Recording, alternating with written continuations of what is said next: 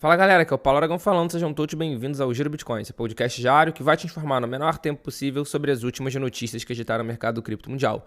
No dia de hoje, manhã do dia 14 de junho de 2024, cada unidade do Bitcoin está custando aproximadamente 67 mil dólares americanos, com uma pequena desvalorização nas últimas 24 horas de aproximadamente 1%. O Ether, segundo maior criptoativo do mercado, está na casa dos 3.500 dólares, com uma pequena variação negativa de 0,2% nas últimas 24 horas.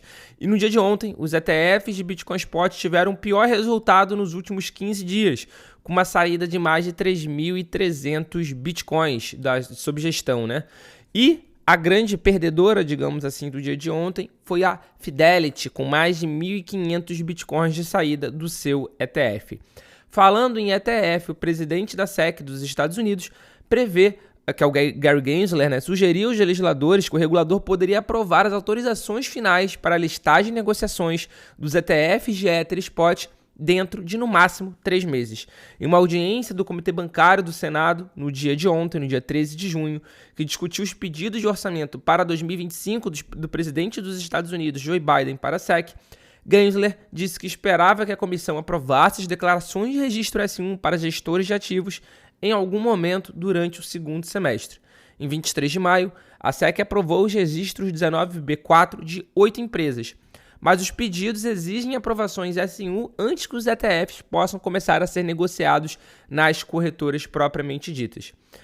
O senador Bill Haugarty, do Tennessee, questionou Gensler sobre por que a comissão não havia aprovado totalmente os ETFs de Ether, alegando que o presidente da SEC não estava priorizando um conjunto construtivo de regras para a indústria cripto. Embora o presidente da Comissão de Negociação de Futuros de Commodities tenha dito que o Ether era uma commodity em resposta ao senador Haugarty, Gensler não respondeu diretamente à pergunta, mas mudou o foco para os ETFs de Ether. Vale ressaltar que essa resposta dele, dessa questão de prazo, em algum que ele deu, é muito ampla, porque pode significar também a partir do início de julho, que é justamente a previsão dos analistas sêniores da Bloomberg de ETF, que os ETFs de Bitcoin, de Ether Spot, vão começar a ser negociados no início de julho. Então a resposta do Gensler foi ambígua, porque ele não explicitou exatamente qual o período do segundo semestre, mas a gente continua apostando de qualquer forma já agora no início de julho. Continuando a falar de política, mas agora de Brasil, em meio a sinais de uma nova queda de braço entre esquerda e direita no país, a Comissão Temporária Interna sobre Inteligência Artificial no Brasil, do Senado Federal, adiou para o próximo dia 18 de junho a votação do relatório do senador Eduardo Gomes, do PL do Tocantins, sobre o projeto de lei que versa sobre a regulamentação da inteligência artificial no Brasil. O texto substitutivo do marco legal da inteligência artificial no país estava previsto para ser votado nessa última quarta-feira, mas o parlamentar alegou que precisava de mais tempo para promover alterações no parecer dele sobre o projeto, de autoria do presidente do Senado, Rodrigo Pacheco, do PSD de Minas Gerais. Essa mudança de data aconteceu após uma sessão temática realizada pela comissão na última terça-feira 11, ocasião em que Eduardo Gomes recebeu novas sugestões com o objetivo de balizar o projeto, inclusive de grandes empresas de tecnologias, as famosas Big Techs. Abre aspas, não há margem de dúvida, o país quer e reclama uma lei sobre inteligência artificial. Se ainda há aqueles que lutam contra legislar sobre esse tema, que tentam obstruir o processo democrático, percebemos claramente que são minoria. Fecha aspas. Essa frase foi dita pelo próprio Eduardo Gomes durante essa sessão.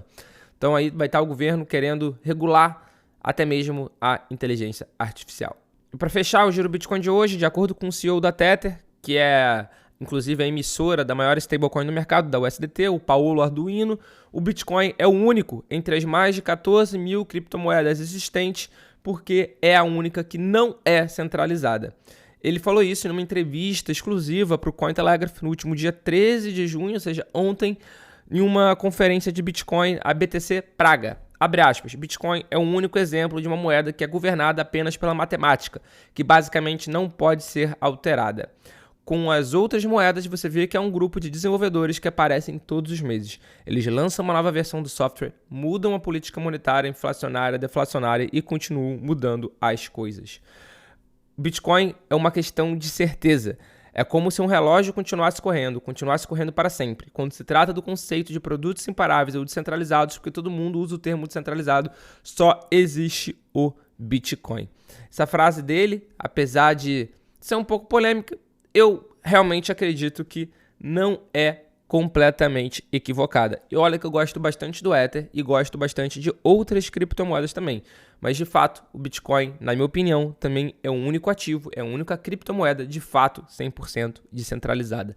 De fato, não tem nenhum grupo que consegue mudar o seu software quando bem entender ou influenciar grande parte para isso.